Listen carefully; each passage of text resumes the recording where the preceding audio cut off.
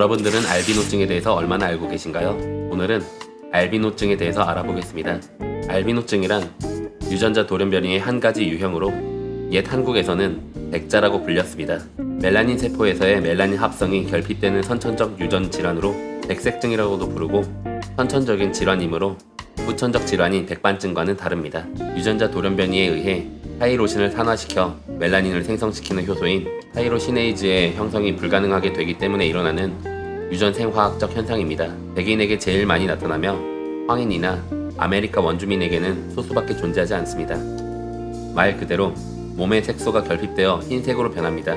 머리카락도 은발 등의 하얀색으로 변하며 머리털뿐만 아니라 눈썹과 속눈썹까지 몸의 모든 털에서 색소가 빠집니다. 눈에 홍채 색소가 없어서 눈의 혈관이 그대로 비쳐서 붉은 눈입니다. 그렇지만 실제로 은발 저간인 알비노는 많이 심각한 경우이며 그만큼 드뭅니다.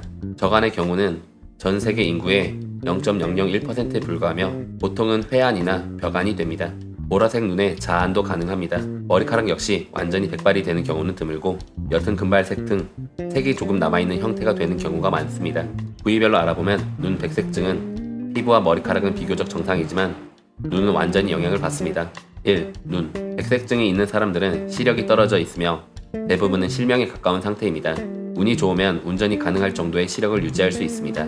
백색증에서 나타나는 시력 손상은 멜라닌의 부족으로 인해 망막과 신경 연결이 제대로 발달하지 못해서 생긴 것입니다. 백색증이 있다고 해도 홍채의 색은 회색, 붉은색, 보라색, 푸른색, 갈색 등 다양하게 나타납니다. 눈부심, 눈동자 떨림, 사시, 난시, 근시, 실명 등의 증상이 나타납니다. 2.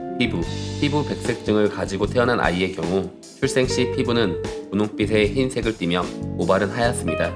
그리고 눈동자는 붉은색, 밝은 회색, 푸른색 같은 갈색을 띌 수 있습니다. 피부암이 발생할 수도 있습니다. 그리고 알비노는 크게 세 가지로 나뉩니다. 1. 전신성 백색증. 전신성의 경우에는 앞서 설명한 여러 가지 증상 이외에 안진, 이외의 발육장애, 사시, 난청, 정신박약 등의 증상이 수반되는 경우도 있으며 상염색체성 멸성 유전이 됩니다. 햇빛에 매우 약하며 색소 침작은 일어나지 않으나 쉽게 홍반이 생깁니다. 피부암 발생률도 정상인보다 매우 높습니다. 간단하게 전신성 알비노는 근친 결혼을 많이 하는 집단에서 발현 확률이 높아지며 예로는 아메리카 대륙 파나마 지역에 사는 백색 인디언이 있습니다. 2. 국한성 백색증. 국한성 알비노는 피부, 머리털에서 부분적으로 알비노 현상이 나타나고 상염색체성 우성 유전이 뇌는 피부염과 눈에서 부분적으로 알비노 현상이 나타나며 X염색체성 열성 유전이 뇌는 눈형이 있습니다. 3. 안성 백색증. 피부, 모발에는 이상이 없고 눈의 색소 결손만을 의미합니다.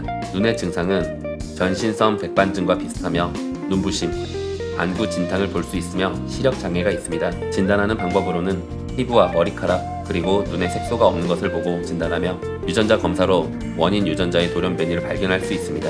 눈에도 이상이 나타나므로 망막과 시신경의 발달 정도와 시력 측정으로 백색증을 진단할 수 있습니다.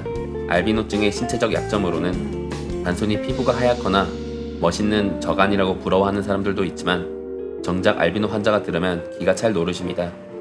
일단 저간은 상기의 뜻이 상당히 드물며 만에 하나 저간이라 해도 시력이 극도로 낮고 사실 확률이 높습니다. 피부가 새하얀 것은 공통적인 특징이긴 하지만 심한 경우 사람 피부가 아닌 A4 용지색처럼 하얗습니다.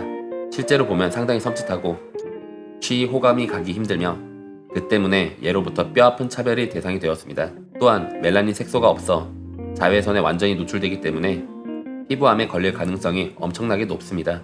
저간이 아니더라도 눈이 햇빛의 자외선을 견디기 힘드므로 법적으로 시각장애인과 다름이 없어 운전면허조차 딸 수가 없습니다. 운이 좋으면 운전이 가능할 정도의 시력을 유지하는 경우도 있습니다. 밖에 나갈 때마다 자외선 차단제를 바르고 더운 날에도 긴 옷을 입고 햇볕이 강한 날에는 선글라스 착용이 강요되기 때문에 불편하기 짝이 없다고 합니다. 우리나라의 경우에도 2016년 9월에 대국민 토크쇼 안녕하세요에서 국한성 알비노 여아의 사연과 전신성 알비노 여성의 사연이 소개되어 아이를 향한 시선폭력과 잔인한 말들은 여기서 끝이 아니었습니다. 시선 집중은 기본이고 마트에서 세상에 이런 일이 내보내세요 라는 말도 들었습니다. 심지어 남편이 멀리 있는 아내에게 아이를 삿대질하며 여보 이리로 와서 이것 좀 봐봐 라고 했다고 말해 경악해했습니다. 이 말에 신동엽은 미친 거 아니라며 욱한 마음을 내비쳤습니다. 더한 일도 있었습니다.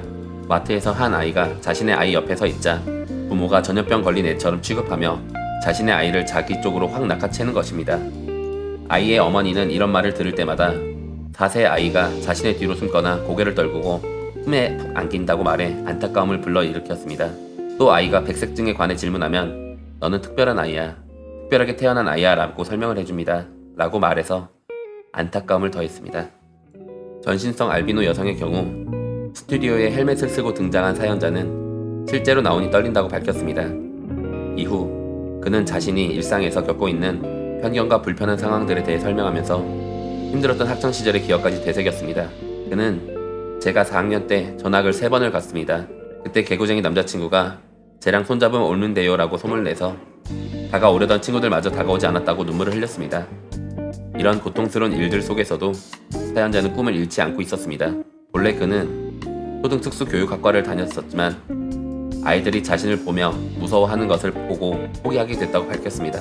그러면서 제가 중학교 때부터 과학을 좋아했습니다. 제 병에 대해서 연구해보고 싶다는 생각도 했었습니다. 현재는 대학원 의학과에서 공부를 하고 있습니다 라고 밝혔습니다. 사연자는 이 같은 사회의 차가운 시선을 토로하며 평범한 한 사람으로서 봐주기를 당부했습니다. 이번 영상에서는 알비노증에 대해서 알아보았는데요. 알비노증에 대한 자신의 의견이나 사연 등을 댓글로 남겨주세요. 여러분들의 구독과 좋아요는 저에게 큰 힘이 된답니다. 작은 편견들이 사라진다면 점차 편견 없는 행복한 세상이 되리라 믿고 있는 버터플라이 임팩트였습니다. 감사합니다.